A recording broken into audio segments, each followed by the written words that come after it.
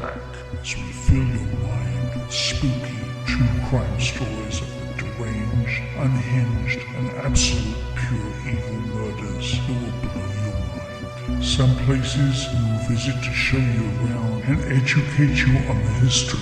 Other times we will bring you to the paranormal because the dead never lie silent for too long. Be the last time anybody sees us alive. I don't know where she has us, but we're gonna get fucking killed. Hello? Gina, there is a beehive over there. Do you see that in the hole? Buckle up, Buttercup. Welcome to 50 States of Madness. Welcome to 50 States of Madness. Hi, close to the new year. Yeah, almost there. Yeah. Did you have a happy Christmas? I did actually. It was busy. We were kind of all over the place. Well, not all over the place, but we were at my brother and sister-in-law's on the 23rd, and then my kids went to their significant other's house on the 24th, and then on the 25th, everybody came to our house. But then I think with my birthday party and then my actual birthday, we celebrated like from morning to night. So I feel like I've literally been at a party for the last week and a half. Yeah, because yours was the 22nd and the 23rd, then the 24th and the 25th. Yeah, and then my birthday party on the 16th. So yeah, it was so it's been very nice. It's been fun. I did want to say thank you to everybody who has reached out on YouTube, on Instagram, that's DM'd me everything about Girl. Everybody everybody sent me such really, really nice messages, so I really appreciate it. Oh, that's sweet. Yeah. And happy birthday messages. Yes. That too. It's one big party in December. Yes. So what did you do for Christmas? I just stayed home. I had my day off. I had family come over, but two of my kids are out of state, so they weren't here, but it was nice. It was quiet, and we just hung out, drank a little wine. I did go to with DeDante and his girlfriend. Yeah, Mercedes. I was going to ask you about that. On Christmas morning. We went down to Skid Row, and so thank you to everybody that donated also, because we had so much stuff that we took down there. Did you? Yes. How many carloads went? Just the three of us. Oh, really? Okay. Yeah, everybody else kind of crapped out. Christmas is a hard day. Yeah. So, but it was nice. We set up tables there. We had hot meals. We did ham, mashed potatoes, and corn. Did you take pictures? Uh-huh. Oh, good. I want to see those pictures. Yeah. You should post those. I did. Oh, good. I am so bad. I'm just going to let you know that Gina's really good with social media, and I'm really bad with social media, especially when I finally get a day off. I kind of avoid everything, and because I work my two jobs. So on Christmas, I don't even look. If you even notice, I don't even post anymore, like on my personal. I just stay off it. I posted some videos. I tagged the people that donated so they could see everything, our setup and everything that we did. That's awesome. And yeah, so it was nice. We had a bunch of clothes. We had hot meals, and then we had over 100 hygiene bags that we handed out. Yes. And then I brought, which was really, really hard for me, but I brought girls' dog beds. Oh, did you? And I brought all of her clothes because she had quite the wardrobe. She really did.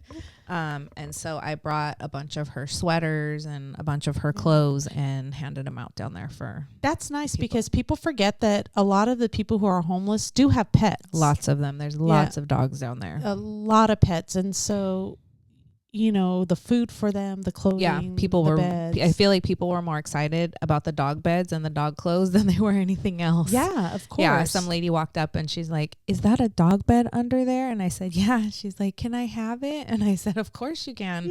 Yeah, so they were really excited about the dog stuff. So. Oh, that's awesome. So it was nice. Well, I have to go. Maybe I'll find some time today to go on social media. I should have known that you wouldn't go on there. I have the videos. Yeah, the picture, I'm so bad. I have to say, 9 times out of 10, you're hearing from Gina straight up, because I do try to get on there every once in a while, but I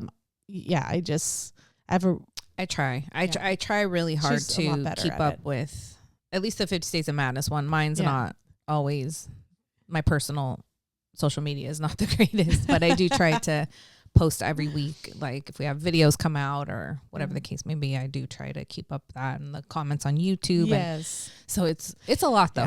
I do try to get on the comments on YouTube. I do try to at least look at that once a day and at least try to handle. I tell myself like at least sit here for 30, 40 minutes to just try to answer a handful. I of haven't been keeping up with the YouTube comments the last couple days, It's so holidays. I apologize. Yes, so we will definitely get on that. Yeah, so. we'll try to get on that one. Yeah, I'm off for the next 2 weeks, so I'll try to help Gina out in that aspect. and we need to get on our TikTok. Maybe today we can make some TikToks. Yeah, we'll try.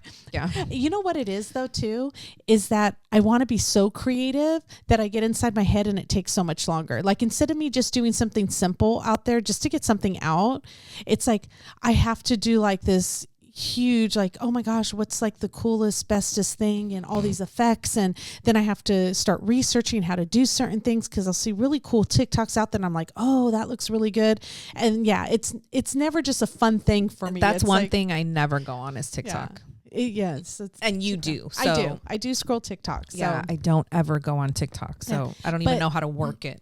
But to be honest, I haven't been on it either. Like I have not been on any social media. Yeah. That's not a bad thing. Yeah, no. But because I work on this, like if I'm doing anything, I'm trying to do research or trying to help us out or, things with on this side of it. So, but it's a lot, but right. Anyway. Today we told you we're coming back with part 2, just kind of recapping our videos that we did throughout the year since we started actually. So, yeah. So the first one that I wanted to talk about really hit home because it happened probably like, I don't know, a mile from your home. Yeah, it's not very far from my house at all. Shannon and I don't live far from each other. We live pretty close to each other. Yeah.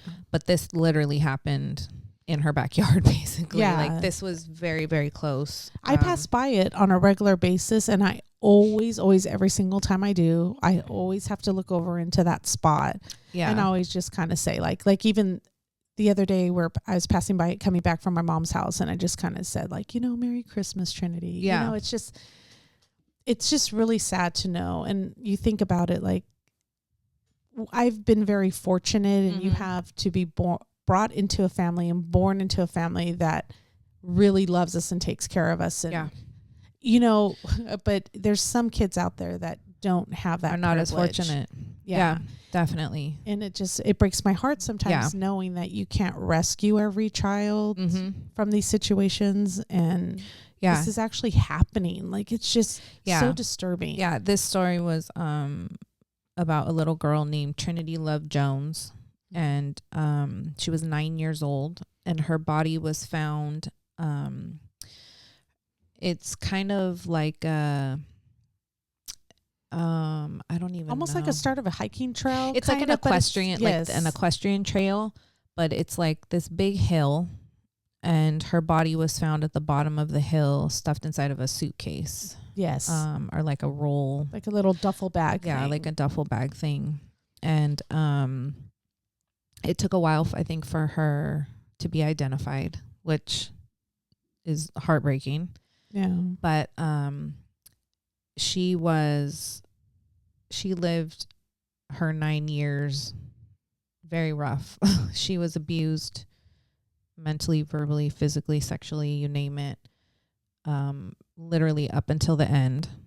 And by her mother and her mother's boyfriend, who it later came out that he had served a 12-year prison sentence in 2005 for felony child abuse. So it is really disgusting that people are letting these people into their children's life with that kind of a history, and then this ends up happening. So we did a whole story on her. She is actually buried at the same cemetery as my grandparents. So I went to her gravesite, left her some flowers, and then right by Shannon's house, which is where her body was discovered, there is a really, really pretty like little memorial for her there on beautiful. a rock. Yeah. And And you can't see it from the street. You No. actually have to park, and there's no really actual No. parking. We just kind of parked on the dirt side of the road Yeah. to get to it, but you can't see it. There's like a gate. You can't even tell that it's a place where you would go walking or down a trail. It's kind of, there's a fence there that you have to walk around. So it almost looks like you're not even allowed in that part of the But it's right area. as you enter that area. Yeah, where it's there's right like there. a big rock, and then they have a picture of her on there that I think the community made. It's very, very pretty, and it has the child abuse hotline on there. So it's a heartbreaking story, but we did want to cover it because obviously, number one, it hit home to us because it's so close to us, and we remember it literally happening. And they blocked off the road. You could not travel up and down Hacienda Boulevard during that time. It was in Hacienda Heights, where it's over the hill from La Habra, where I live. Yeah. Should I be giving out that much information? But anyways, Probably not, but well, there it is. It probably will be real easy to find on social media anyways. But yeah, so it's right over the hill. But, it's just... Yeah, it was a terrible story. It was really, really sad. They're all sad, but I think when they hit close to home like that and it's literally in your backyard, you're just like, oh my God, how is when they find him, they're like saying, there was a child find. Can we identify her? And it was so funny because nobody came forward at first. We're like, no parents came forward or anything. There were sketches made, all kinds of stuff. No one came forward to say, who's missing a 9-year-old, and nobody's missing a 9-year-old. Like her outfit that she was wearing, like the sketches were done like wonderfully. Yes. And nobody came forward. No one came forward. I'm surprised too, because I know the grandmother came out and said that she was trying to get custody of the child and stuff. And so maybe in the background, maybe she was coming forward at the time and speaking to them, but they wanted to make sure or whatever. But I know that she had a grandmother out there that was trying to get custody and trying to she knew what was happening. I think the family knew what was happening but they couldn't get it. It's really funny how hard it is to get a child away from that type of situation, because you hear about it over and over again. The little boy in Riverside who was beaten to death by his parents. This abuse that goes on for years and years and years, and you can't get these children out of these homes. Gabriel Fernandez. Yeah. And I'll talk to you about it after, because I think I'm going to touch on a very controversial subject that I don't want to bring up right here. But anyways, yeah, so that was a really sad case. Yeah, so we have a whole episode. It's very, very interesting. The information that was put out there, I found, was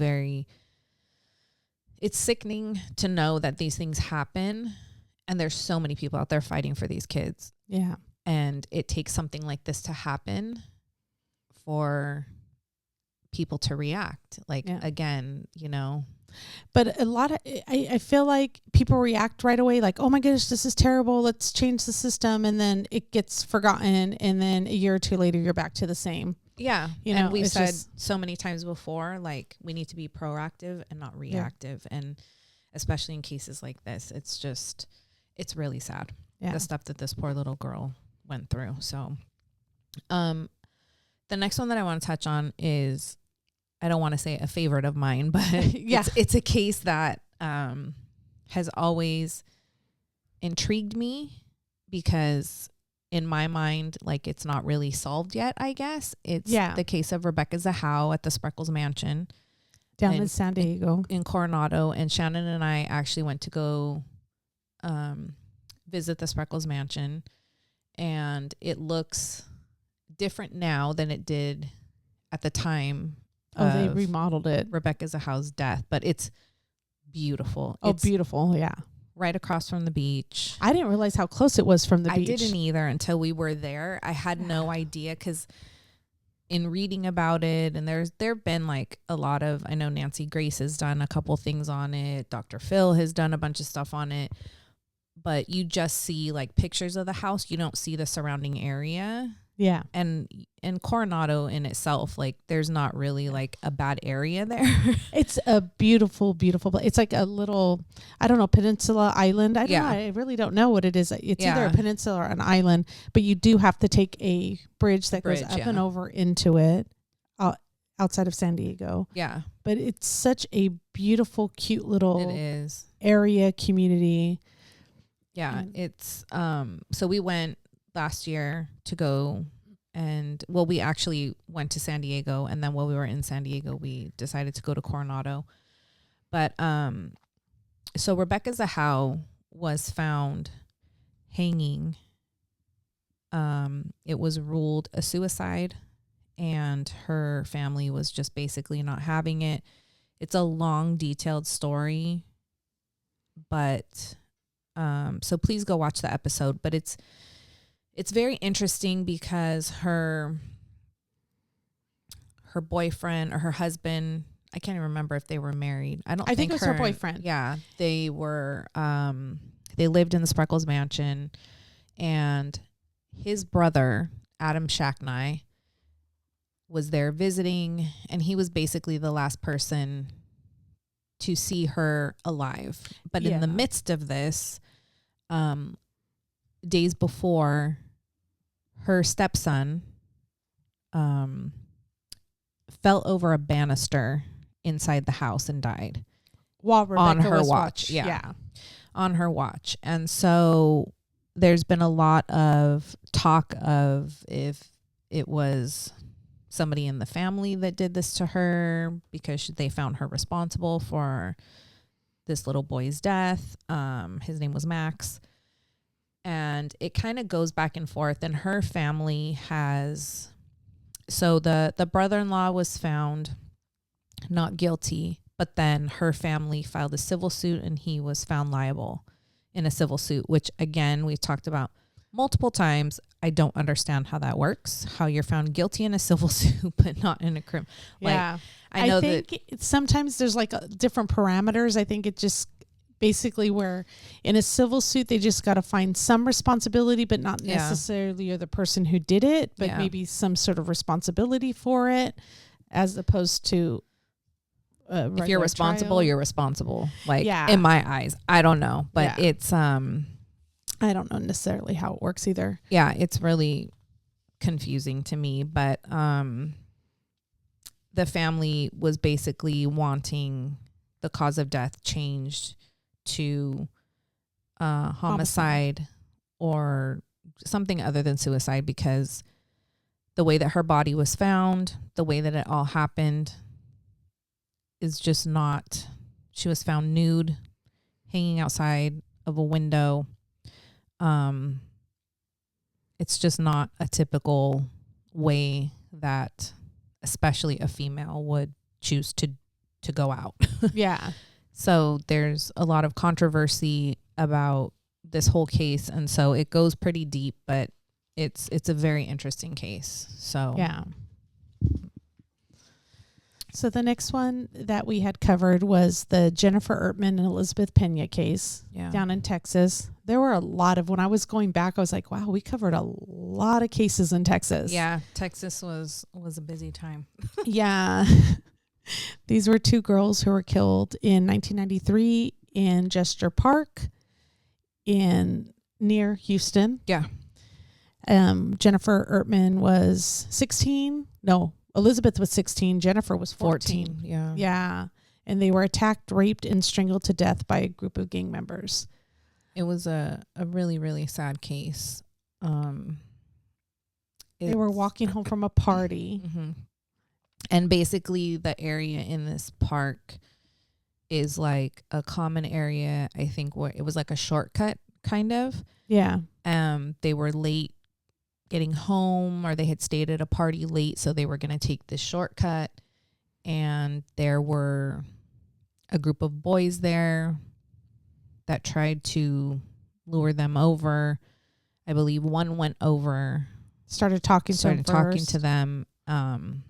But one of the girls witnessed the other girl basically get tortured, and I think they bound them and strangled them with their own shoelaces, if I remember correctly. One tried to run, I think, and they chased after her and it's a horrible, horrible story of these two girls, and they're and some of the boys were juveniles, and others were like 18, 19. Oh, they adults. Were young. They were young kids.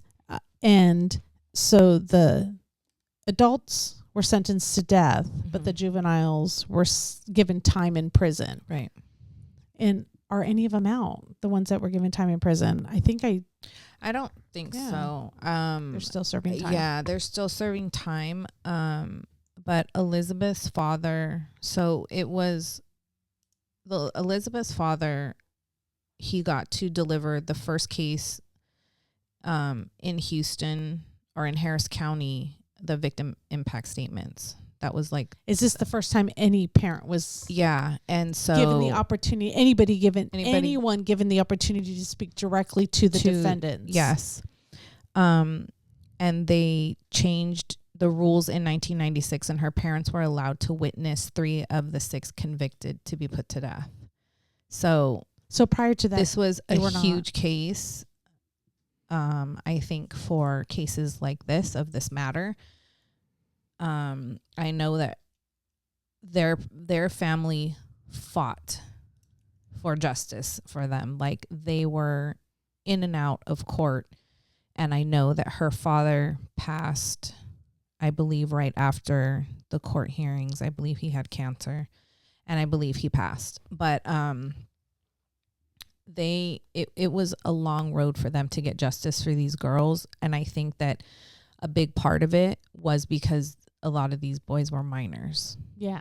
And which, in this case, the stuff that was done to these girls, they needed to be tried as adults. It just, absolutely. I don't think any of that matters at this point. It was, and they do have at this, it's called TC Jester Park, and they have 2 like benches that are memorialized. They're not benches though. I don't know how to explain what it is. They're just like these big memorials that they have for these girls there with their names on them. And it's kind of like a thing people just go leave flowers and. Yeah, we tried to send my daughter there to go take a look at it. Take a couple pictures for us, but I guess apparently the park's a lot bigger than we expected. Huge. And she had a hard time. She had a hard time finding it, but but these 2 girls, like, I had never heard of the story until we went to Texas. But once we posted that video, the amount of people that were commenting, this is like a very well-known case. Yeah. And I didn't realize it. In 1993, that's not too long ago either. No. I mean, a lot of these people went to school with them. And yeah. So it's been 30 years now that's happened. So yeah, it's a very, very sad story. Ooh, the next one, Scott and Lacey Peterson. I got eaten alive on that episode. I think that was our first shoot the shit episode. Yeah, we didn't actually cover we briefly discussed what it was really about. Cover the case. But we just kind of talked about it because a lot of people know about Scott and Lacey Peterson. And it's so funny too, because Scott Peterson, it's funny. There's 2 guys out there that murder their wives named Scott Peterson, right? Is that Drew Peterson? Oh, it's Drew Peterson. See, I always get confused. Yeah. Because it's the Peterson. Drew Peterson was the cop. Oh, see, yeah. I always get confused because I'm like, these Petersons. No, it was Drew Peterson.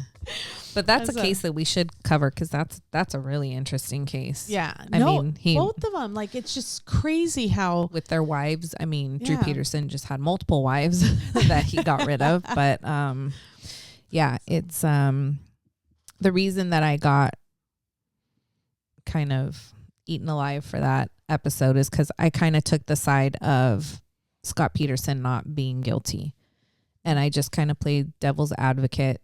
It's not that you don't believe he doesn't deserve to be there and he's not guilty. It's just that sometimes we look at these cases and some of them merit getting a closer look at it. We're not saying the person's not there, just like we say with our the one that the Chris Watts. It's like, we're not saying Chris Watts shouldn't be there. Yeah, but there's somebody else responsible. Yeah. It merits another look at it. Mm-hmm. So that's just, all we're saying is that there's a lot of evidence out there that is, that circumstantial. Could make you think something else happened. There could have been multiple things that happened. And so I just kind of brought those things to light. And we just want to look at the whole truth, not just pieces that fit a puzzle or where we want to make it fit or kind of the direction that everybody's taking. It's just kind of, let's look at the whole picture and see every other thing. Or And when you look at some of the evidence in the Scott and Lacey Peterson case, it does kind of make you stop and think a little bit, like something else could have happened. Yeah. You know? So that's all we don't come at me, people. Yeah, don't come at me. She's not saying that he should not be there. She and at the end of the day, it. He's in prison. Yeah, he's there. He's in prison, serving his time. Yes. So I know we're going to touch on the next one again. Yes, we are. We did cover the case of Natalia Grace Barnett, and we heard the family, her adoptive family's side.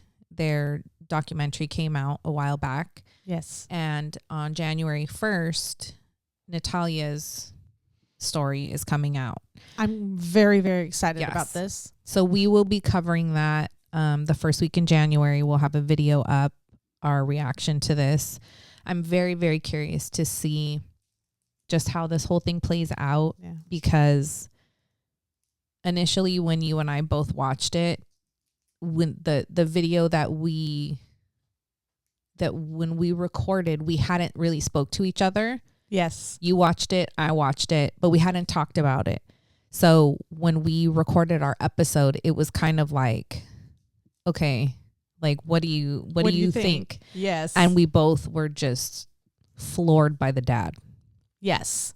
The dad just, something's not right. Yeah, there's a little, something's off. So yeah, it's a very, very, very interesting story. You have to watch that episode. If you guys haven't watched the documentary on her that's been out since, I don't know, I want to say summertime maybe. Oh, was it only summer? I don't think it had been out very, very long, but go back and watch that documentary, because they really make this little girl seem like a monster. Yes. They really, really do. It's very one-sided. Yes. So I'm interested in seeing the other side of it. And I want to kind of do the same thing. Just a little shoot the shit, like, hey, what did you think about it? You watch it, I watch it, and we're going to come back and we're just going to talk about it and see what our feelings are on this, because I don't know. There was a lot that went on that I'm not sure how it happened. Like, and those of you who aren't familiar with it, if you ever saw the horror movie The Orphan, it's kind of similar. Like where there's somebody, she was re-aged. Yeah. She suffers from, I don't remember exactly what ailments she suffers from, but she's only about 3 feet tall. She's very, very small. Person. She has a hard time walking, walks with a walker, appears to be very young. And they had her re-aged at some point. Yes. Just for the adoption process. She was adopted from another country. Ukraine, I think. Uh-huh. And there's actually video and interviews with her biological mom saying, like, this is her actual age. Yes. But the adoptive parents were claiming that she was older. And the courts here in the U.S. re-aged her. I've never heard of that before or since. Yeah. But I don't know how common that is, to be honest with you. I don't know. Oh, maybe that's something I'll have to look at. I mean, Gypsy Rose. Yeah. Her mom was able to re-age her.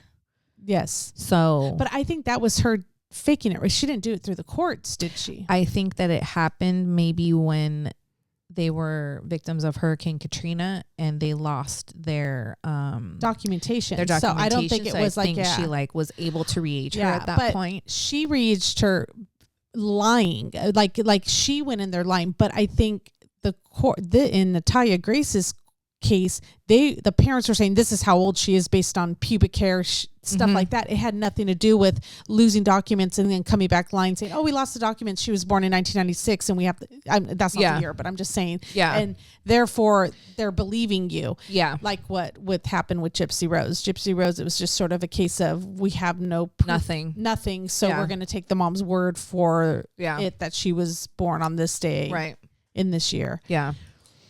Well, the next one too, we had covered only because it came out in the news, and there's just recently too, we've had updates on it on the killer, the admitted killer for Natalie Holloway, the Aruba, the student who went to her senior trip to Aruba and ended up being murdered there. I think it was in 2005. Yes. It's been a while, almost 20 years, I believe. And the murderer has come out and said exactly what happened and gave it to the parents all just these recently, years later. just a month or so ago, Not too long ago. Yeah, not too long ago. Yeah. His name, go ahead, Gina, fill it Jaren Vandersloot? Yeah, I don't know. I probably, yes. I didn't remember it at all. I just knew I wouldn't be able to pronounce it. But I don't know if I'm close, but I tried. I think you're pretty spot on. Yeah, that was a very interesting case, and I know that was a very public case. That was a very well-known case. Her mom, talk about fighting for their child. Like her mom went to the depths of hell to try to find anything and everything about what happened. And the hell that this kid put the family through. Oh yeah. Just extortion, stringing them along, extortion, everything. It was terrible. It's just that one's years of and he's a case. He's in prison. Yeah, in Peru. And he is married and has a child, and I'm not sure how the prison system works out there, but they're allowed to basically conjugal visits. But I mean, like they have that stuff here, but it just, when you read about it, it seems like he's living a pretty normal life out there. Okay, I hear about it, but actually we do have conjugal visits. Yeah, I believe so. Like if you're married, and I just don't think you're in prison. I don't think you should have that privilege and joy of having those types of visitations, especially if you've committed the kind of crimes that this person has. Like, can't even call him a man, but against women. Yeah. And what woman? And with that history, like he was just recently married. It's not like he came into this married. Like somebody married him after the fact. So, and he not only killed one woman, he killed two. He's serving a prison sentence for somebody else. Prison for killing another girl. Yeah. Who Googled him, and he found out, and he killed her while she was Googling him in a hotel room. Yeah. About the Natalie Holloway case. Yes. So it's just crazy. Yeah. That whole story is just, but I do feel like maybe at some point now the family can have a little bit of closure knowing what happened. Yes. But I feel like there's so many stories out there of what happened. At some point you just have to be like, yeah, do I believe him? I think the last one it's pretty spot on, because it was pretty much which kind is of what people thought the whole had time happened. Yes, for sure. Just of things that have come out and things he said. And definitely. So the next one that we are going to touch on is the Oklahoma Girl Scout murders, and that was a horrible tragedy that happened in Camp Scott. Outside of Tulsa, Oklahoma. I think it's in 1977. 1977. Yeah, that's what I said. Oh, I thought you said 1987. No, good 1977. Lord. Okay, not only can I speak, I can't hear. Just just a heads up, you guys. And I have these on, and every time we come to record, I'm always like, turn it up. I'm like, I'm losing my hearing more and more as we're going along. So that's all right. That's okay. But these three little girls were 8, 9, and 10. They basically went to Camp Scott, and if I remember correctly, at least one or two of them didn't want to go. Yes. Like they kind of had, their parents were kind of like, no, just go. You'll have fun. You'll enjoy yourself. You'll be around all your friends, blah, blah, blah. And, not so much. So they were in their tents. Somebody came and basically pulled them out of their tents. They were murdered, and found on a road right there in this whole Camp Scott area. There were, like, if I remember correctly, like 10 different tents maybe that were in this area. But the man who everybody thought to have murdered them was Hart. What was his name? Gene Leroy Hart. And he was kind of all over the place. He kind of was well known in that area, and he was protected by a lot of people. He was. Who believed that he did not commit these crimes. Yes, even though he had a history, but he had quite a history, and at that time in the 70s and the 80s, there was no DNA. Mm-hmm. Nothing like that. So it was kind of hard to prove. But in 2019, the citizens of Mays County raised $30,000 to test the DNA. Isn't it amazing that even in 1977, they're preserving evidence that could still be, that just with the forethought of thinking maybe in the future, this evidence will make a difference. Mm-hmm. Yeah. And thank God they did, because there have been a lot of cases that have been solved from doing now DNA. Mm-hmm. So what did they find when they tested the DNA? It's him. It's absolutely 100%. It was 100% him. Yeah. It was 100% him. He did die years back. He was very young when he died of a heart attack. I think he had a brother who also died of a heart attack. Yeah. It ran in the family. Yeah. So yeah, he was very young. I want to say in his 30s maybe. Yeah. And not too long after he went into prison. No. I think it was within months. Yes. He actually died of a heart attack in prison. Yeah. So, but it was a very, very, very sad story. And there's actually a documentary on that too, and I can't remember the name of it. It's with the singer from I can't. The Wicked. She's an actress. Yeah, she's an actress, and I didn't really care for her commentary narrative. No, I didn't really care for it, because the way that it came off, the way that it was advertised, is that she was friends with these girls and she was there at the camp during this time and blah, blah, blah. That's not the case. She didn't know them. She was supposed to go to camp. She didn't.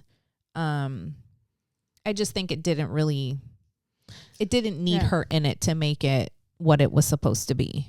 To draw the attention that it should have had. No. So I think it focused a lot on her and her music and kind of like how this affected her, and that's not what it should have. Yeah. That shouldn't have been the focus. It should have been these three little girls. So, but it's a Kristen Chenoweth. Yeah. There you go. It was going to come to you. Yeah. So yeah, but it's a horrible, horrible story. These three little girls. So nightmare. Yeah.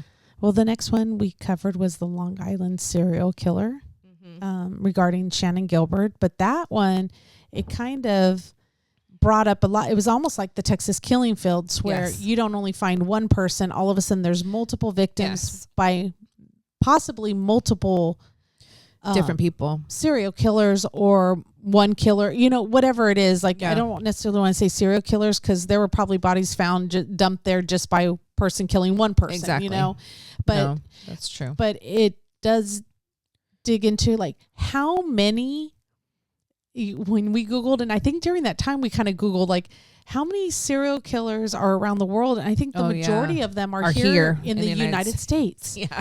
Like, we have the most serial killers around the world. Yep. And we're not even the largest continent. Nope. And it's really, nor the largest country. Yeah. We're big, but yeah, it's really scary though to think of like a statistic like that. Because that makes you realize like, oh my God, I could live next to one. I could work with one. I could just be crossing the street. I probably am. Sure, probably are. Come across one. Yeah. In your lifetime. And maybe not necessarily serial killers, but a killer in general. Of course. Yeah. But but this one's with Shannon Gilbert, and there was a documentary on that as well, with the mother another mother who fought for her daughter. Yeah, because they were looking for Shannon Gilbert and ended up finding 4 other girls, which were then dubbed the Gilgo Beach 4. Yes. But the mom kind of fought for Shannon to be, like, they kept saying that they didn't think that Shannon was a part of this. The man's name was Rex Heuerman. Yes. And she definitely, absolutely was. Yes. Absolutely. He preyed on, she fit the mold. Yes. If you want to say. Yes. They were sex workers, prostitutes, and definitely was murdered by him, like, without a doubt. And this guy was finally, after all these years, he was arrested, and his whole family was just kind of uprooted. Like, the Rex Heuerman's wife was suffering from breast cancer, I believe. She was going through treatment at the time. He had children. And I mean, could you imagine after all of this time finding out that it's your husband or your father or your neighbor? Imagine working with this guy. Yeah, because he was just kind of living a normal life. Like, he was a lawyer. Was he a lawyer? Mm-hmm, I believe so. An attorney. Yeah. In a law firm. Just living his life. And for all these years. That's insane. All these years. And so they finally got, I believe, DNA from a pizza box, if I remember correctly. Yes, it was a pizza box. And he was caught and arrested. And to look back at the evidence that was there, and now all of the people that have come out and girls that he had contacted, there's so many people that have had interactions with him that have said, like, they were, you know, sex workers and all of this. And they said, like, I met with him and I chose to just not proceed. Nope. They knew something was off. Something was just not right. Yeah. So, so he is. That was an interesting case. Yes, for sure. And we have 3 episodes. I think we have 3 episodes on that, because we cover, you know, Shannon Gilbert, and then we cover the Gilgo Beach 4, and then Rex Heuerman. Yeah. There's a lot to that story. Yeah. The next story is about a woman named Sherry Papini, and she. Interesting. Yeah.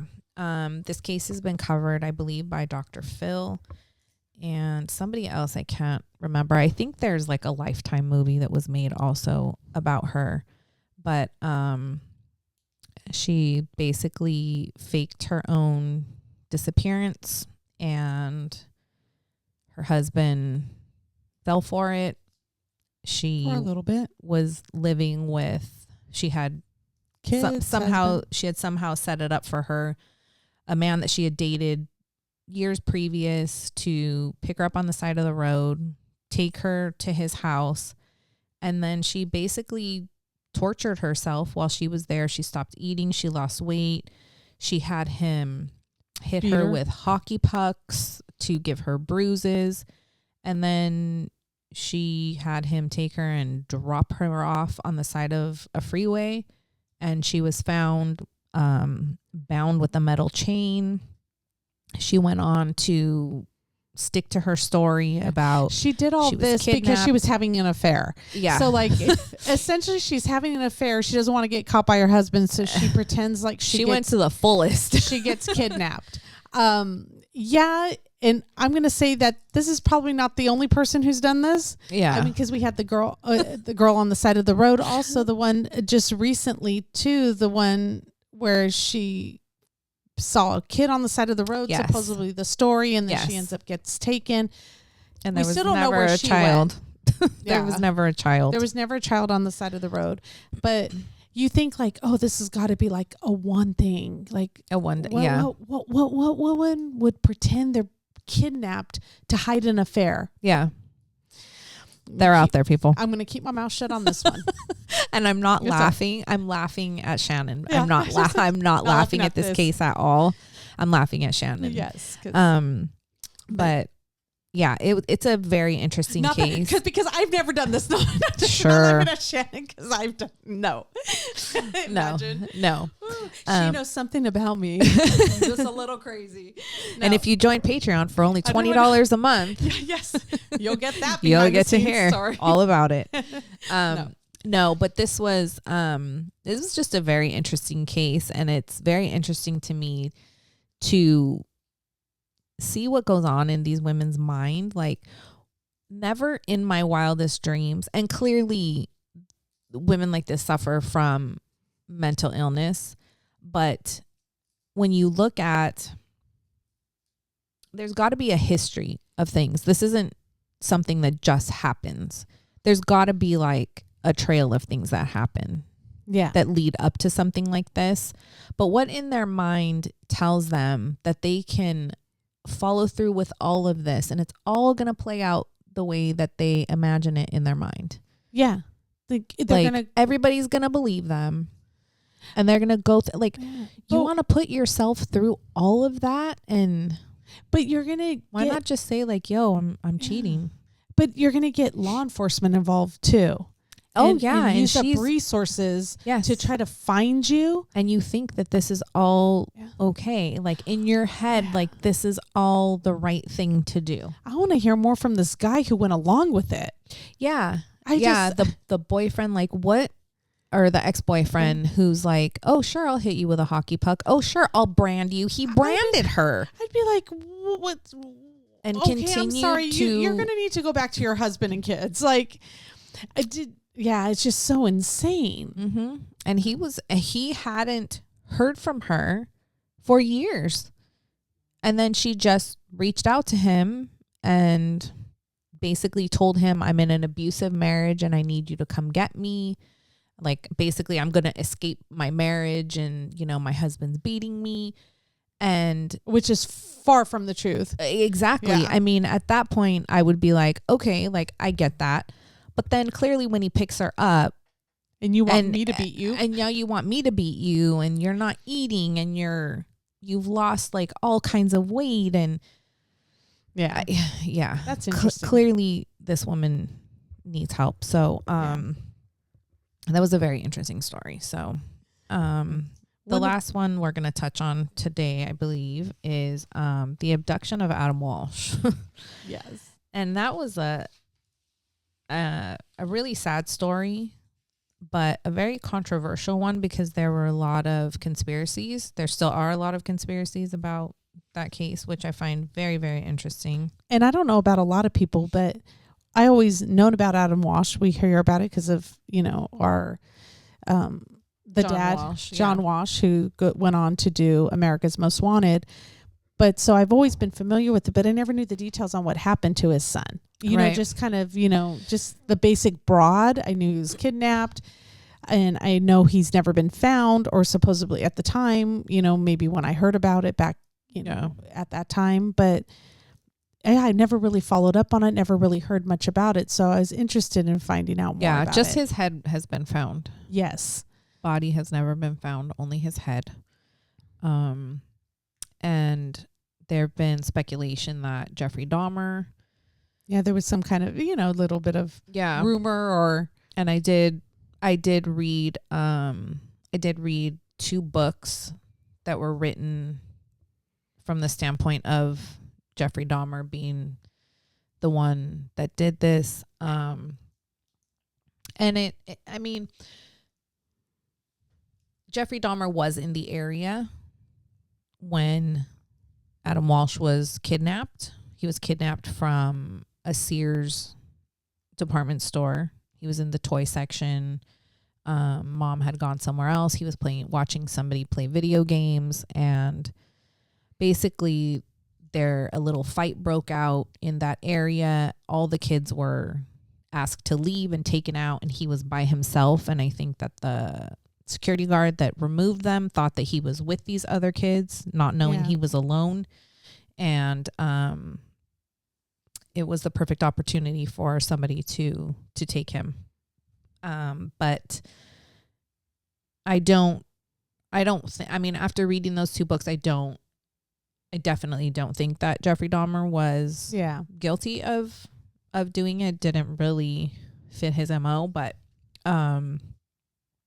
it was definitely an interesting read because there's a lot of similarities, we'll say, where I could see how people would think that he was involved. Yeah. Yeah. But definitely that's not what we're saying. No. I'm not saying that. I'm not saying that. So, yeah, that was another case where I feel like it was the JonBenet Ramsey case where there was a lot of evidence that was lost, that was disposed of, just from a lack lot of stuff that just wasn't. Yeah. It wasn't done very well on the detective's part, and so yeah, it's a very sad case though. But we just kind of wanted to touch on these so that you guys can kind of go back, take a view at them, check them out, check out our previous episodes. Yeah. If you're interested in any of these cases that we've already covered, but we're on to a new year, we're on to new cases, and we're really happy with all our new subscribers, and we're hoping that we can bring you content that you love and want to hear. So if you have any suggestions on how we can improve or cases that you want us to cover, please, send us messages. Like we said, we try to get to all of them. Yeah. We try to read all of them. If we missed it, we're really sorry, but we do try to get to all of them. Yes, for sure. And we will still keep plugging along with the Nicole Kessinger and Chris Watts case. And hopefully in the new year, we will be doing more collabs with Zawoki. Yes. On other cases, hopefully the Casey Anthony case, and maybe a few more. We'll see. Yeah, absolutely. Okay, well, thank you very much, and we will see you guys in the new year. Yeah, happy 2024, everyone. Stay safe. Bye. Bye.